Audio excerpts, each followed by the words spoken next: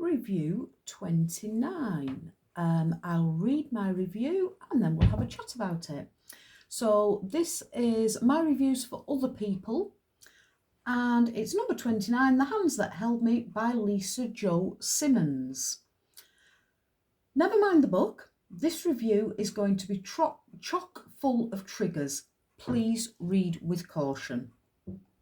This one is in the market of child abuse, abuse in general, memoirs, and the memoirs genre.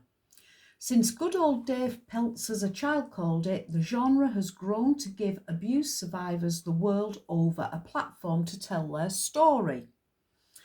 Writing your hurt and outrage is one of the best forms of therapy going, and these books have their place in helping other victims realise what is happening to them and how to get out of it. This isn't a self-help book, and Simmons is very clear about that. It's her traumatic story told in her traumatic words. Born into a farming community in northeastern USA to parents with too many children, 2 of them disabled, this sad little girl bursts out of the womb fighting poverty and the world. She only has to look at somebody for them to abuse her physically, mentally, sexually, psychologically and emotionally. Born to an alcoholic father, an abused mother, she learns to gauge her father's mood before approaching him. However, throughout the story, one abuser hurts her more than any other.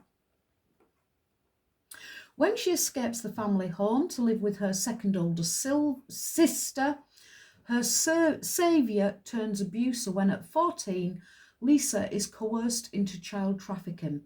She was addicted to drugs and alcohol as a baby. She's been beaten, that R word, and demoralised all her life. In many ways, the reader feels that this is a sad, natural progression, and she was paid to be abused, mainly in drugs.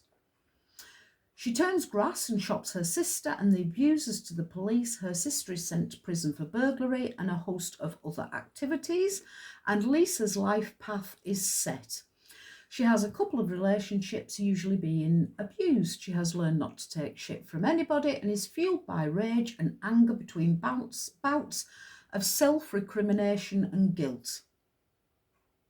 She does what she has to survive, and through it all she has one consistent, invisible friend who she turns to on and off in times of need. That's God. The book finishes in 2018 after a serious life-altering overdose and heart attack. Since then, the author has been clean and sober. The next lapse will kill her, and every one of us will be rooting for her to hang in there. She's married a good man, her life is on track, she has graduated with a dual degree, giving her a perfect 4.0, and we so want her to do well and live out the fairy tale ending. If ever a person deserved to live in peace and happiness, it's this one.